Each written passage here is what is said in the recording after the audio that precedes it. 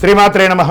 సద్గురు జ్యోతిష్యాలయం వారి యొక్క విశ్వావసునామ సంవత్సర 2025 మార్చి 29 నుండి మొదలు పెడితే మళ్ళీ 2026 మార్చి 28 వరకు వచ్చే ఈ తెలుగు నూతన సంవత్సరంలో వచ్చినటువంటి సంవత్సర రాశి ఫలితాలని మనం ఇప్పుడు తెలుసుకోబోతున్నాం. కన్యా రాశి ఉత్తరా ఫల్గుణి నక్షత్రం 2, 3, 4 పాదములు, హస్తా నక్షత్రం 1, 2 పాదములు, చిత్తా నక్షత్రం 1, 2 పాదాలకు జన్మించిన మీరు కన్యారాశి వారిగా పరిగణించబడుతుంది. ఈ యొక్క విశ్వావసునామ సంవత్సరం మీకు శుభాశుభ ఫలితాలు ఎలా ఉన్నాయి అంటే, ఈ సంవత్సరం చైత్ర శుక్ల పక్షం నందు తిరిగి కార్తీక మార్గ స్థిరములందు షష్ఠ శని కావున అనుకూలమైనటువంటి కాలం. చాలా అద్భుతం. కన్యారాశి వారికి పట్టిందల్లా బంగారం. Get ready.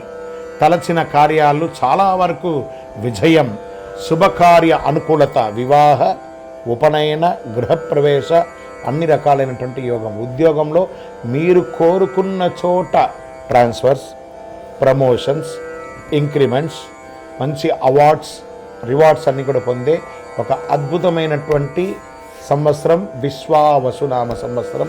కన్యారాశి వారికి నక్కతోక తొక్కినట్టే ఈ సంవత్సరం అని కూడా చెప్పుకోవచ్చు.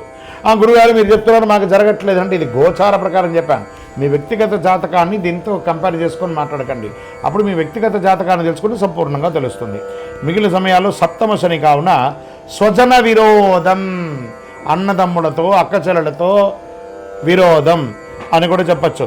గృహ నిర్మాణ ప్రయత్నాలు ఫలిస్తుంది. సప్తమ శని కావున స్వజనం, దీంతో భోజనాల్లో ఆహారంలో కలుషితం వచ్చే అవకాశాలు ఎక్కువ ఉన్నాయి. చాలా వరకు పరిస్థితులు అనుకూలిస్తుంది. గౌరవ మర్యాదలు, కీర్తి ప్రతిష్టలు పెరుగుతాయి.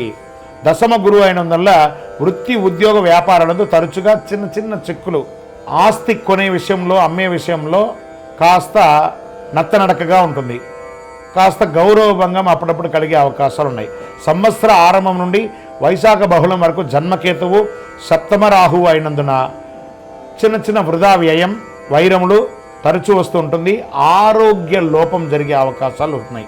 పిదప షష్టమ రాహువు, వ్యయకేతు ఒకటితే సకల కార్యములందు జయం. ఇది ఎలాంటి మిశ్రమం? రాహుకేతులు మిశ్రమంగా చేస్తున్నారు. ధైర్యము, శత్రుజయము, గో భూ లాభదానములు, ఆదాయానికి మించి వ్యయం అయ్యే అవకాశాలు కొన్ని సమయాలు రావడం, కొన్ని కార్యములందు విఘ్నాలన్నీ కూడా తొలగిపోతాయి.